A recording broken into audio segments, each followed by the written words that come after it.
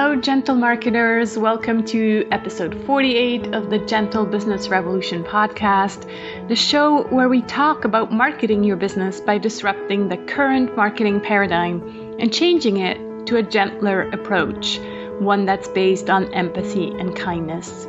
As always, I'm Sarah Croce. I'm the host on this show, and you know that you're in the right place if you are a heart-centered entrepreneur or change maker who is looking for a different, a better way to market your business, or you are an entrepreneur who is simply tired of the traditional marketing model and are ready for a paradigm shift. Finally, you might also be a marketing impact pioneer working for an organization who does business for good. This episode falls under the P of promotion, and more specifically, we're talking about public speaking or speaking on stage. Yikes, as an introvert, that is still one of the things that makes me very nervous just thinking about it. So with my guest Dolores today, we talk about whether actually introverts can be great public speakers. So whether that is maybe just a myth that introverts don't make great public speakers. We also talk about the main mistakes that she sees people make when speaking on stage. We then talk about TED Talks because that's one of her specialties, and we go through the structure of a good TED Talk, how to begin a TED Talk, how to kind of tell stories in a TED Talk, and how to end a TED Talk with a call to action. And finally, I also ask her about her opinion of the future of public speaking post-COVID. Dolores Hirschmann is an internationally recognized strategist, coach, speaker, and founder of Masters in Clarity, a coaching practice that helps clients clarify their idea worth sharing and implement business growth systems. So without further ado, let's dive in. Hi, Dolores. So good to talk to you. So good to see you today as well. Thank you for having me. Thank you so much for taking the time. I'm so excited. We just kind of discussed offline that we have this common connection through Lausanne, which a lot of people don't even know where that is. And so I'm like, woohoo, a client exactly where it in Lausanne. Yeah, that's great. So yeah, I'm looking forward to this episode that we're recording about speaking and speaking on stage. And you have experience and kind of specialize in especially TEDx talks. Is that correct? Mm-hmm. Yes. So as a TEDx organizer, which I ran a large event here in Massachusetts for 3 years, I no longer organize my event just because I just run out of time. But that process as a volunteer with that event taught me a lot about how to connect with audiences, taught me a lot about what is stopping speakers from speaking or entrepreneurs, or I call them ideapreneurs, people with big ideas. And so today, Masters in Clarity does a lot of things, but one of the things, we specialize on clarity of message. That's our thing.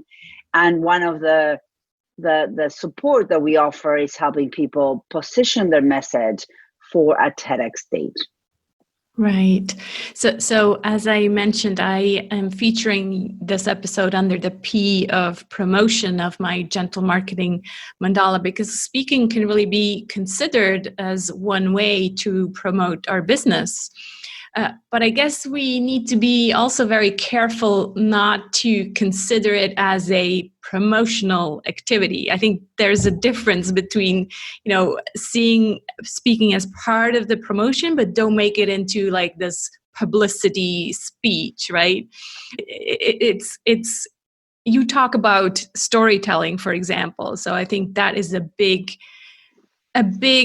player in terms of how you look at speaking and you talk about emotions as well. So tell us, how is it different, the way you look at speaking from like these, keynote speeches where you just yawn and you feel like, oh, you're just being sold to the whole time. Yeah. And I think, when we get into I know your mandala and the P of promotion, and I think you can look at promotion from the perspective of the process of having people know about your work, right? And if you really think about it that way, it's about communication and the spoken word to help people know about your work. And so it's really, the promotion that feels invasive and aggressive is what I call the push, right? Mm-hmm. Like just push information down your throat, whether you want it or not. I'm going to be in your face until you buy, which is one way of doing things. Not my way, and Sarah, I assume not your way, but one way. And then the other thing is the pull, right? And I know marketing 101 is push-pull strategies. And the pull means that the audience is engaged enough to pull information from you, the service offer or the business owner.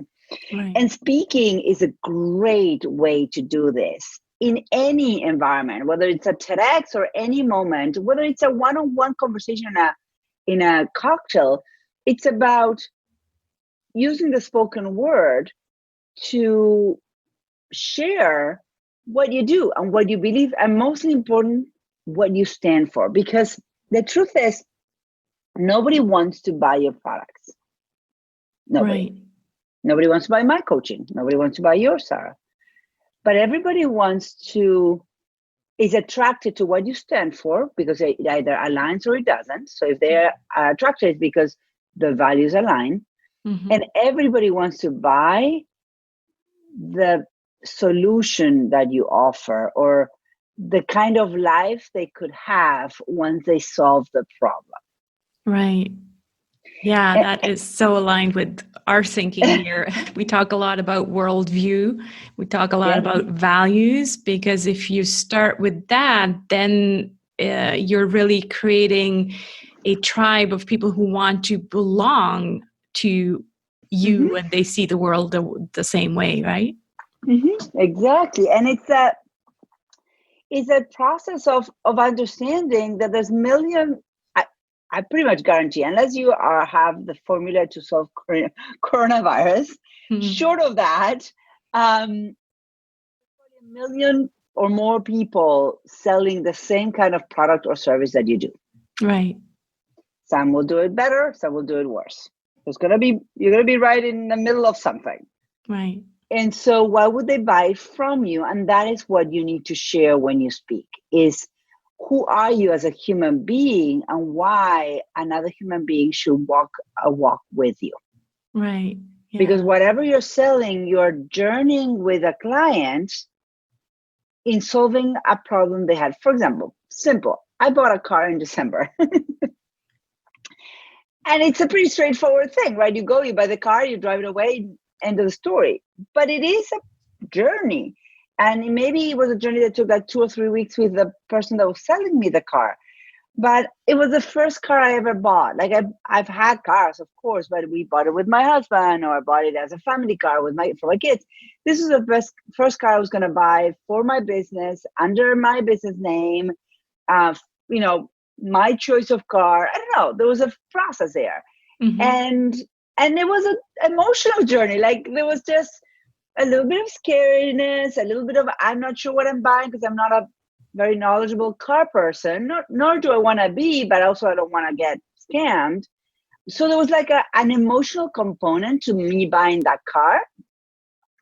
And when I went to the dealership and started talking to someone, I needed someone that would walk with me through it, that would A, make me feel safe, mm-hmm. B, make me feel that he or she had the best interests in mind for me, the customer, and that at the end of the day, I would solve the problem, which is I need a car, but I need a car that was a good investment, that was going to do what I needed to do, and I would be proud of.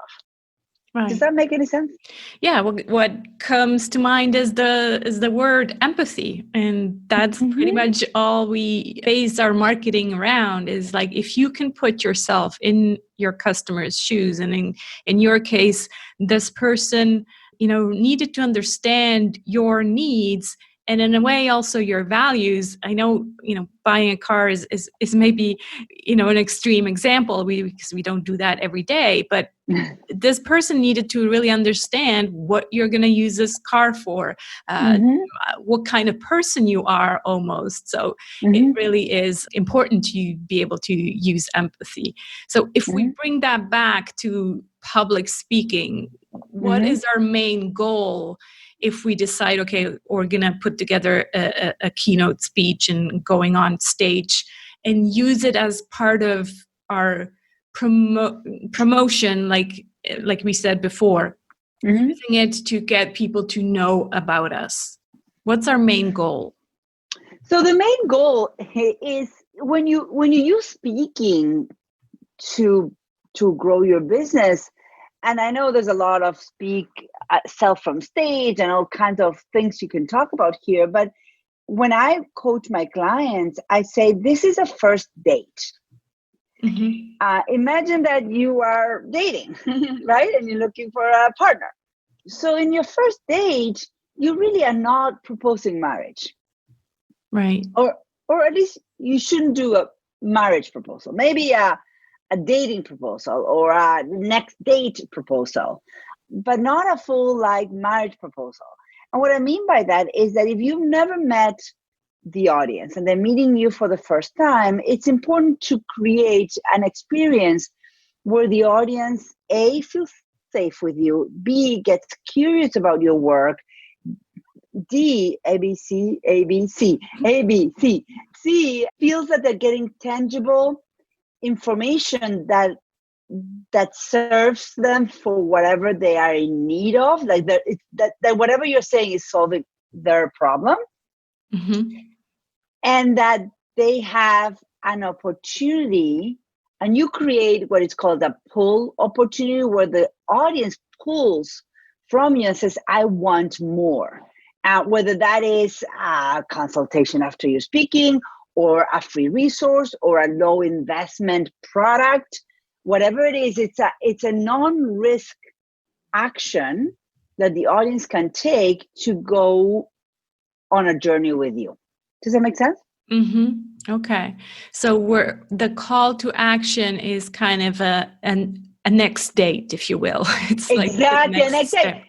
And depending on what kind of environment you're in, it will look very different, because some places you can sell. And so you can sell something or you can sell your book, right, or you can sell something for low investment that feels like a natural fit. Right. What you don't want to do, because then that gets kind of tricky in the building of the relationship, is to go from we've never met to a $10,000 program coaching thing with me. Right. That jump is too broad and too big. I'm not saying you can't sell those services. You absolutely can. And we do here at Masters in Clarity. But it's usually not just from the audience perspective, but from us as a company, is this a right fit client? And the client needs to say, is this a right fit problem solver?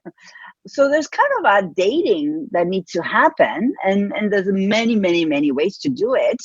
If you're just starting, you can do it with, private consultations or meetings one-on-one. If you're more sophisticated and you're doing a service or a product that can be sold kind of online, you can do it through very strategic and gentle marketing automations. So there's a lot of ways, and we're not saying you can't do things, but just like you, Sarah, teach the gentle, I say, just make sure that the dating rhythm feels right for both parties. Right. Yeah. If either one is rushing, one of them will pull out. You talk about moving an audience as well. So how would that look like to really get them engaged emotionally? How would that look like? Well, I think what we can do, and I'm happy to share this image with you that you can put in the show notes, but I want to walk you through what I teach, the 7 steps to write your talk. That sounds great. Because the 7 steps will really break it down of what components does your talk need to have to truly move your audience to action. Let's do it. Yep. Let's do it. So let me just, before we do it, there's two things I want to share here. One is the role of emotion and the concept, or the awareness, if you want, that a speaker, when they are delivering a talk to an audience, they're taking their audience through an emotional experience. Whether they know it or not, it's true. And so you might as well be aware of it and be very careful in the design of it, because your audience are human beings, and human beings feel. And so your words will create a reaction. They will feel in a certain way. And so you might as well just be intentional about how they feel. So in the first step, you want your audience to feel seen and heard. And that's kind of weird when they're not either talking or maybe being seen because the lights are on you, right? But so how do you have your audience feel that you're talking to them, particularly as an individual? And I'll show that well, let's just start with that. So how do you do that? The way I coach it is, there's many ways to do it, but I'm going to give you two ways to do it. One is called resonant questions. So resonant questions are very, very simple. You've heard them 100 million times. And it's when the speaker goes on stage, doesn't say any words of, hi, my name is Joe, or good morning, like none of the things that you think you should do because it's a polite thing to do. They don't do any of that. Right. They walk on stage, and the first word out of their mouth is a question that resonates with the audience. For example, who here is stuck in their homes? Or who here is afraid of XYZ? Or who here has seen a loved one suffer from addiction? I mean, I'm just throwing spaghetti to a wall here, but So for me, for example, it would be a question about who here has been appalled by hype marketing, or something along those lines, right? Well, so your audience typically would be business owners who are not really who need to improve their marketing, correct? Right. So then I would say your question is, who here is afraid of marketing? Right. Yeah. Or hates marketing. Yes. Yeah. Or hates marketing, or feels that marketing is a dirty word. Yeah. Okay.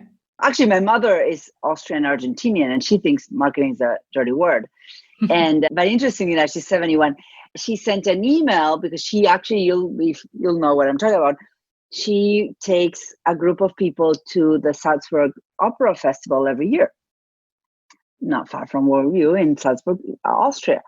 Nice. And this year she sent an email to all her past clients. Instead of calling, she usually calls everybody, goes out for coffee and tells them about the new season and who's playing and all that.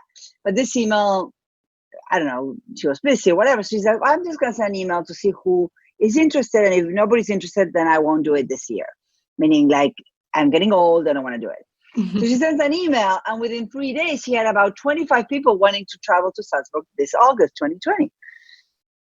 And she said, that was amazing. I said, yes, I said to her, but Mama, that was marketing.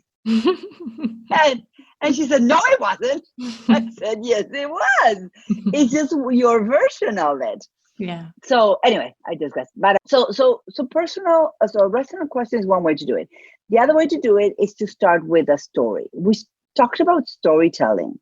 Mm-hmm. When I talk about storytelling and speaking, it's about using story as a tool to bring your idea forward. Right.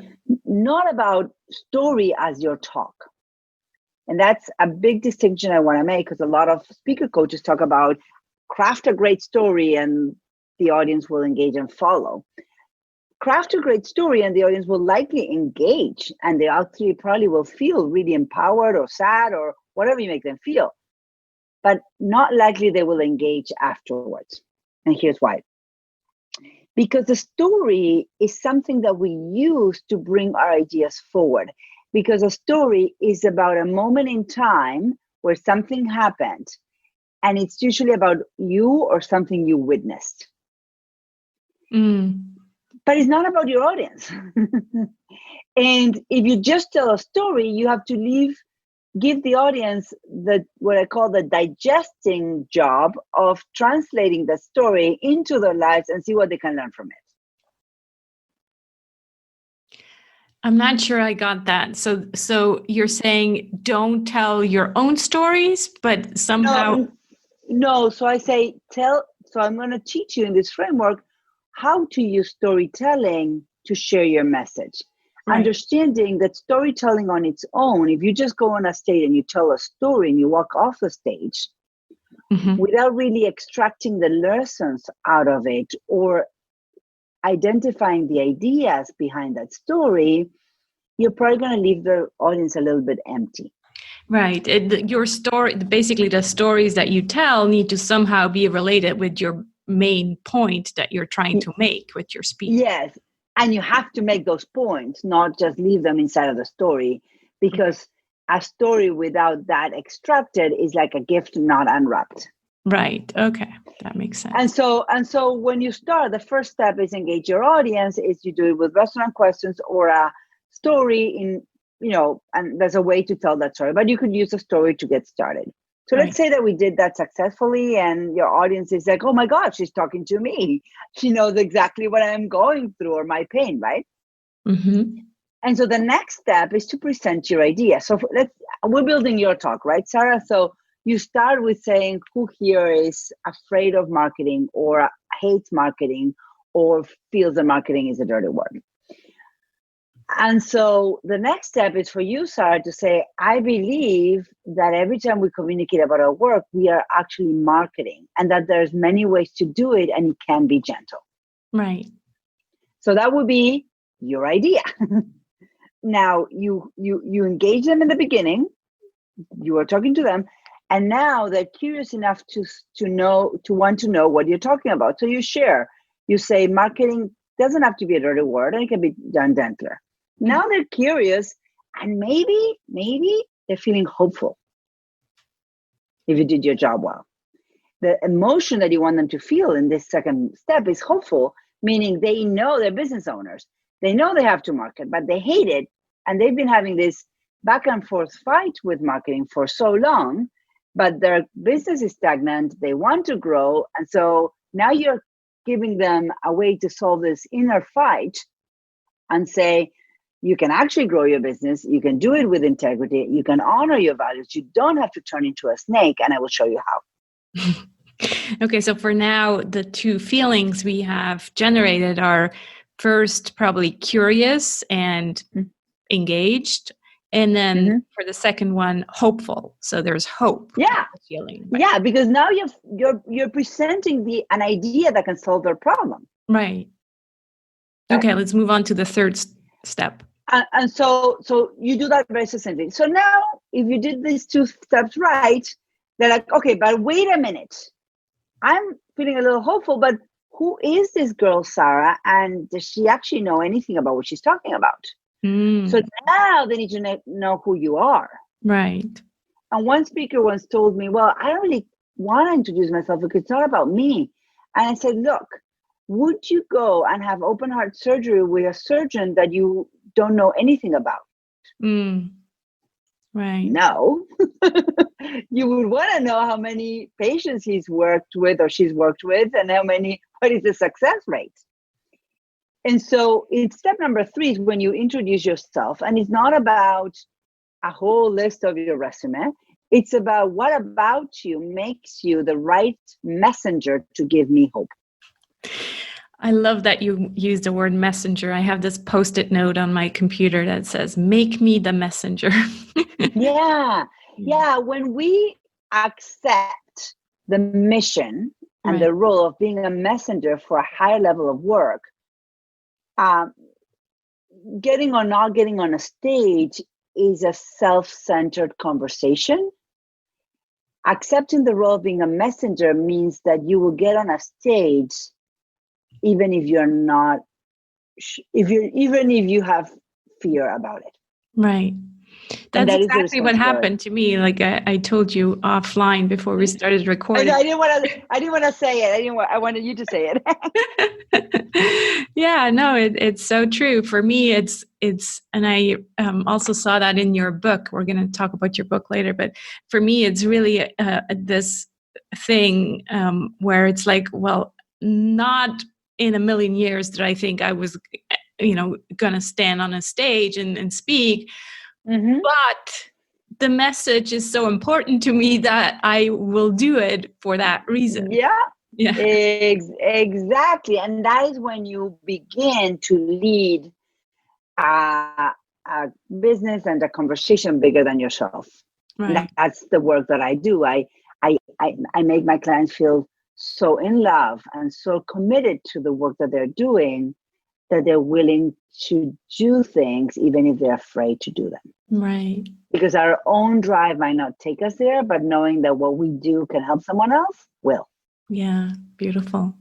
All right, step 4. And so we did step 3. So now step 4. Now this part is easy because this is probably what 99% of speakers do from the beginning without the 1, 2, 3, and is go and teach whatever you're teaching. So for you, it would be, I believe, you introduce the idea of gentle marketing, and you can say, here's how I do gentle marketing. There's a 7-step mandala, there's a 7 P's, and you share that image and you explain what those are, and you just teach.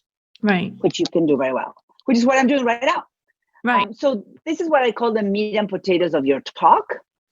This is when 80% of your time will be spent. And this is probably the easiest thing for most speakers because this is just talking about their work. I don't need to script this, right? Right. But by doing 1, 2, 3, you kind of prep your audience to receive your teaching. Mm-hmm. Okay. You allow them to be ready to pull your information versus getting on the stage and dumping your mandala 7 P's and hoping that they will be ready. I'm just making a joke, but it's just what most speakers do. They just walk on stage and deliver their teaching. They didn't prep the audience to receive it. Right. So we did step 4. It's a lot. Most of the time that you have on stage is going to be spent on step 4. And then you go to step 5, which is a simple touch point on reminding the audience of what you're talking about. So let's say you do your 7 mandala, 7 P's. You say, I believe, and through this mandala, I've been able to, in my experience and in my work, I know that marketing can be gentler. It can be this or that. Like you kind of do a retouch on the core idea. Okay. It's called remind them of the core idea. And then step 6 is when you begin to help your audience dream. Because they've been listening to you, the brain is set up for receiving information. They haven't really had a chance to process information, right? Mm-hmm. Or digest. So here's when you say to your audience, what would be possible for your business if you were able to implement gentle marketing? Mm-hmm. What would be possible if you can give more work to more of your team members? What would be possible if more, I don't know, let's say that you are, or whatever you do, more, what would be possible if more people can receive your support or your services? What would the world look like? Yeah. And so imagine. Exactly. The imagine part of your talk. Yeah. Right. And once you do that, you're now, what they're feeling is they're back to hope, but also there's an excitement that you opened up. There's this feeling of possibilities that you open up for them. Mm-hmm. You don't just hope. Now they had hope. They felt safe when you introduce yourself. You made them feel safe. When you bring your core teaching in step 4, they feel empowered because now you give them the tools. Right. You remind them of the core idea. Now is the empowerment paired with the hope they felt originally. And in step 6, they're not only empowered and hopeful, but they believe that they can, and they can see how it can make a difference. Beautiful. Okay? Yeah. And last step, 7, is you make them feel committed by giving them a piece of homework. It could be something like download my mandala, or book a consultation or enroll in my whatever program. Like you say, you invite them to continue walking with them in whatever way you do that. Okay. And that's my 7 steps. Amazing. I have some questions. You talked about storytelling. So would we weave stories into the 4th step, which is where we do our teaching, or is the teaching really just explaining and, fact-based? Absolutely storytelling. So the way I teach the 4th step is I usually say, even if you have a lot to teach, well, it depends. If you have a 90-minute or a 60-minute presentation, it'll be different than if you have 20 minutes, right? But let's say that you have a short engagement. So of all the things that you want to teach, let's say that you present the 7P mandala, maybe you only go deep into the top 3. Right. Okay. And what you do is you want to share facts and information wrapped in the sweetness of a story. So for example, you can say, one of the pieces promotion. And I had this client who came to me who had spent thousands of dollars on blah, blah, blah, with just no results. Right. And in our work together, we broke down, we got really clear about how to really engage her audience. And we created an organic promotion using, poetry. I don't know, I'm just making it up. And we were able to not only convert or get a lot of leads, but her investment was 1/3 of what she did when she was pushing information down people's throats through Facebook ads. Right. I'm just making that. Yeah. But that's so you great. That's a story, right? You're telling a story of one of your clients. Okay. Yeah. Okay. Another question about the 7th step. So the way we end our talk, I guess, again, depends what kind of talk it is. If you're allowed to, share a next step, a call to action in a TEDx talk or a TED talk, usually I don't think there's any kind of website links or call to action like that, right? Yeah. So it really depends on the setting, of course, where you're invited to speak. And also it depends on how well you know the audience and how targeted they are. In a TEDx, I guess it's a bit more difficult to know who exactly is in the audience than in a speech where you're hired, and exactly that they're all business owners.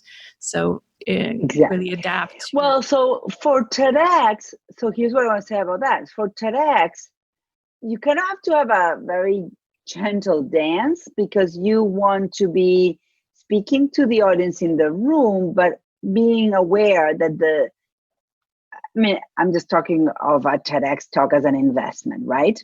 Mm-hmm. If you're going to make that effort of doing the work to be on TEDx, you want to make sure that is speaking to a global audience of your ideal audience, because the life of a TEDx on video is much longer than the day of the event.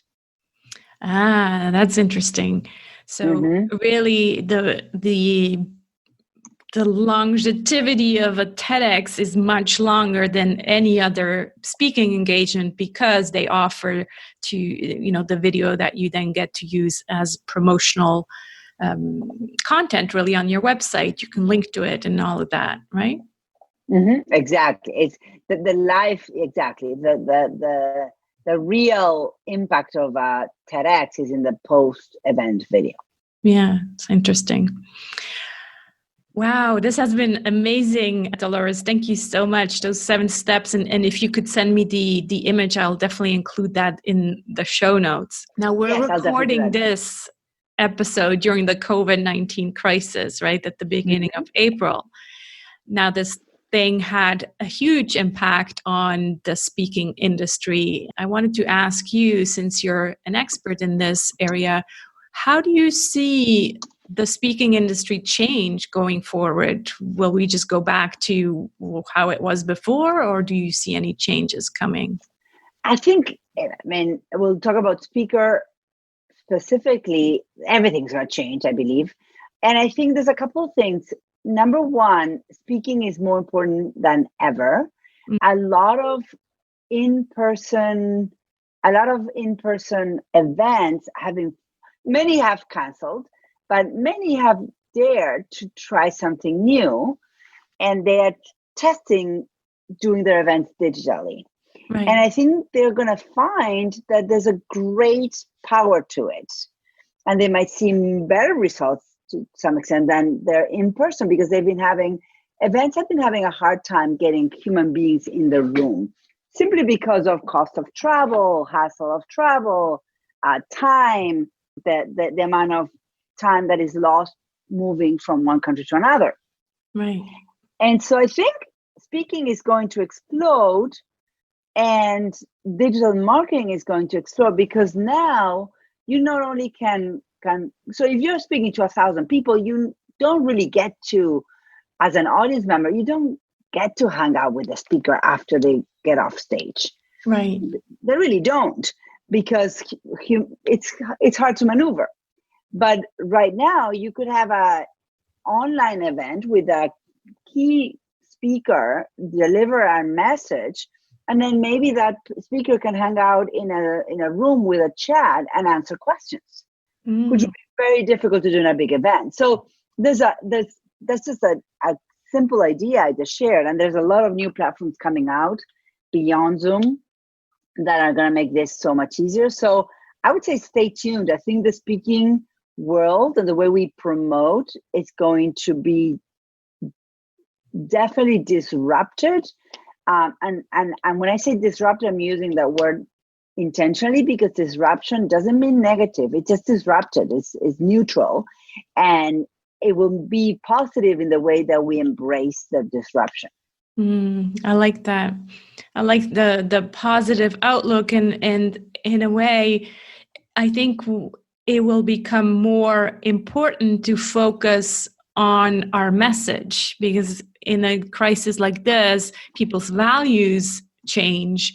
And so I think gentle marketing will also become more and more important, because people they just don't have the patience anymore for a crappy speech, where they could be doing something more important with their time.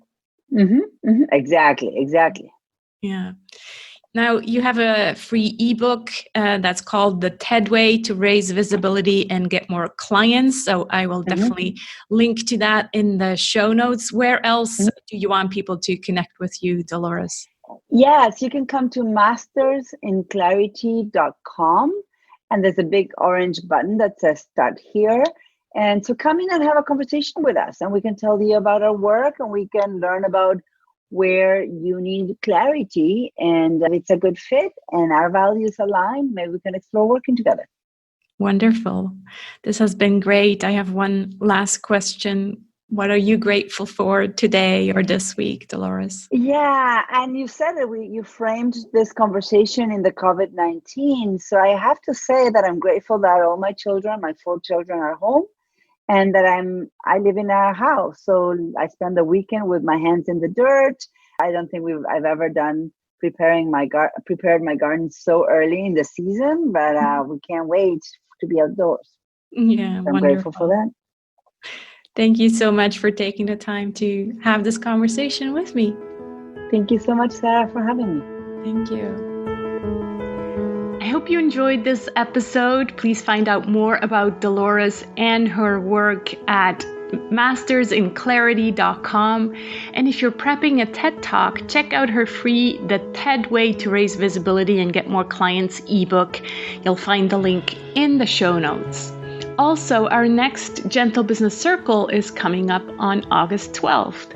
And if you share my worldview, I'd love to hang out with you in the circle. It's a safe zone to hang out with other imaginal selves and help each other build our business and grow our impact. When you join the circle, you get one live monthly circle Q&A call with me and fellow gentle marketers. Of course, if you can't make it live, you can always submit your questions in advance. You also get a monthly newsletter, you get the replay, and as a bonus, you get my authentic and fair pricing mini course that's valued at $97. These calls take place once per month, every second Wednesday of the month, and this next one is coming up on Wednesday, August 12th. There are different levels of support starting out at $7 per month, so you can find out more at sarahsenecroce.com/circle. I really hope you'll join me on this journey to a kinder marketing paradigm. Please invite your friends to join us by sharing this episode or the Gentle Business Manifesto with them. Both can be found at theGentleBusinessRevolution.com. Let's be the change we want to see in the world. Talk to you again soon.